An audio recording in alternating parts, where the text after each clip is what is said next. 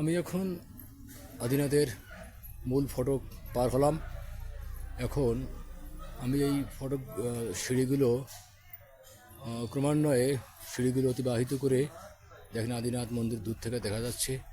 আর এদিকে কিন্তু দেখেন পাহাড়গুলো অনেক উঁচু। আমি আজকে আপনাদের টোটাল ভিডিওটা দেখাবো আদিনাথ মন্দির এবং তার সংলগ্ন পাহাড়ের চূড়াগুলো। আমি এখন ওঠার চেষ্টা করছি।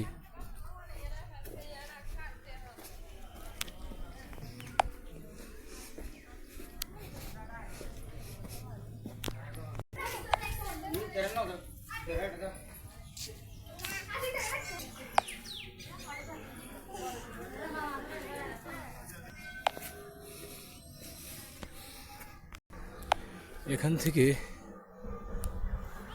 প্রকৃতির দেখেন দূরে কিন্তু সমুদ্রের জলরাশি দেখা যাচ্ছে। নিচে কিন্তু আমি প্রায় 300-350 ফুট উচ্চতা এখন অবস্থান করছি। অনেকটা হাঁপিয়ে গেছি ভাই।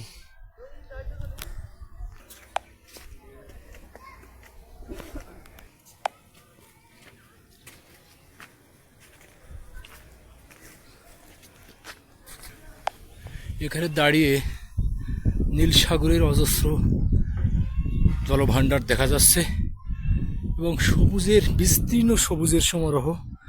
এবং এই যে একটা ব্রিজ দেখতে পাচ্ছেন, এটা কিন্তু একদম সমুদ্রে চলে গেছে।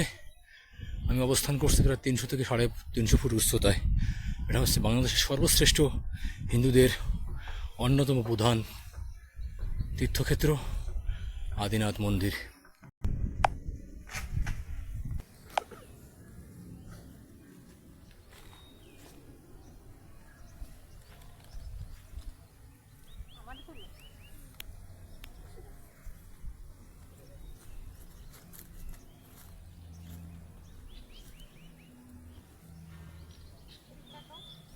পাহাড়ের পাদদেশে দেখেন পানের চাষ করা হয়, পানের বরস লোকাল ভাষা যেটা বলে।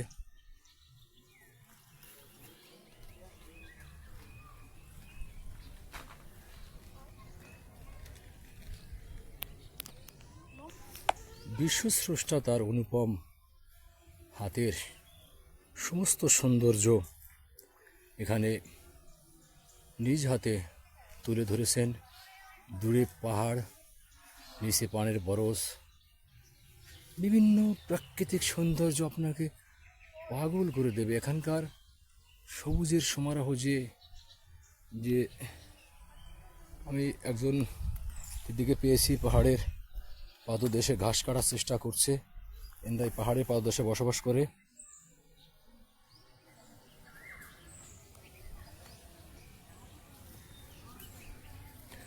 আপনারা এখান থেকে কি পাহাড় থেকে কি সংগ্রহ করলেন দিদি? কি সংগ্রহ করলেন পাহাড় থেকে বলেন? কি কি সংগ্রহ করলেন পাহাড় থেকে? কি আনলেন? শাক। কি শাক এটা? এগুলো খায়? আচ্ছা আচ্ছা আচ্ছা।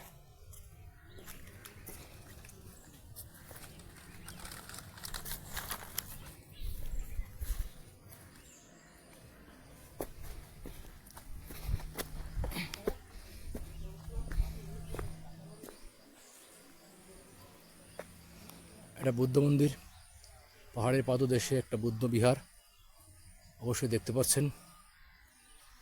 এখান থেকে 3 দিকে কিন্তু সমুদ্র দেখা যায়। উপরে নীল আকাশ, নিচে নীল সমুদ্র। প্রকৃতি যেন মানুষকে কাছে ডাকে, প্রকৃতি যেন তার সন্তানদেরকে ভালোবাসে, কাছে ডাকে যে হে মানব, এসো আমার সান্নিধ্যে, আমাকে উপভোগ করো, আমার সৌন্দর্য উপভোগ করো, আমাকে তোমাদের হৃদয়ের ভিতরে অবস্থান করো।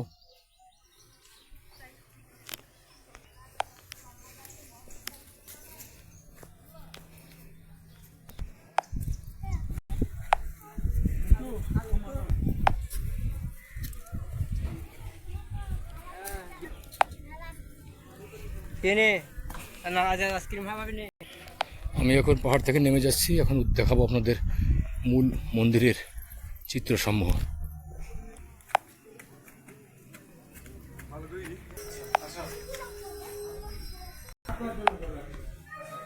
দর্শক, আমি এখন প্রথম গেট থেকে ধীরে ধীরে মন্দিরের ভিতরে প্রবেশ করছি। মন্দিরে দেখানোর চেষ্টা করি।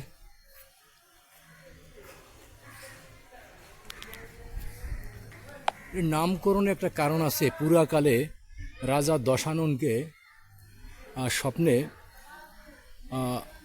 শঙ্কর মহোদয় শিব ঠাকুর আদেশ করেন যে কৈলাস থেকে আমাকে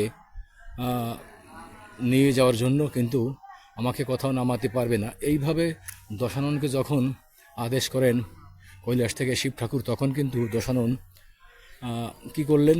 দশানন কৈলাস থেকে শিবলিঙ্গ নিয়ে এই মৈনাক পর্বতে, অর্থাৎ বর্তমান যেটা আদিনাথ মন্দির হিসেবে চিনি, এই মৈনাক পর্বতে ওনাকে বসিয়ে প্রকৃতির ডাকে কিন্তু উনি বাইরে গেলেন। তখন থেকে কিন্তু আর শিবলিঙ্গ এখান থেকে ওঠানো যায়নি। এখন দেখেন একটা শনি মন্দির।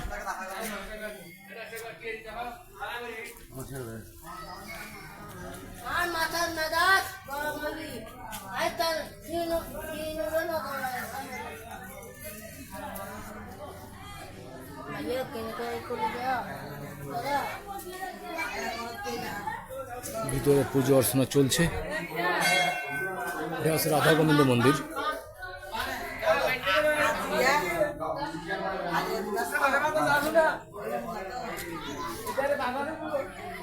মূল মন্দির শিব মন্দিরের দিকে এখন যাচ্ছি।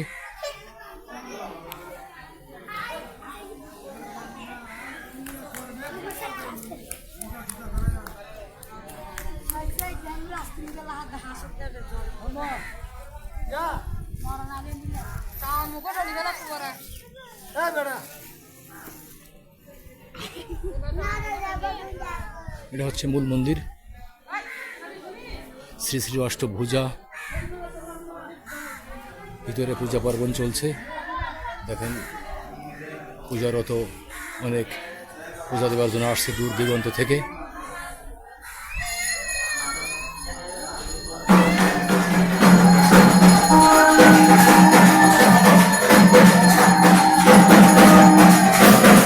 পূজার টাইমে হাজির হয়েছে।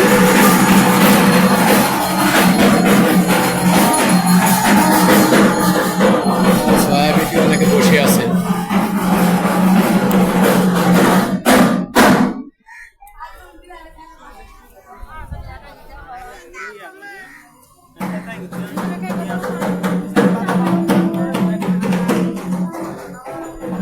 এখান থেকে আদিনাথ মন্দিরের চূড়া থেকে আপনি দেখতে পাবেন সবুজের প্যারাবন, যেটা সবুজের সমারোহ, এবং দূরে সমুদ্র একটা মোহনা, তারপরে বিভিন্ন পাহাড়ি অঞ্চল।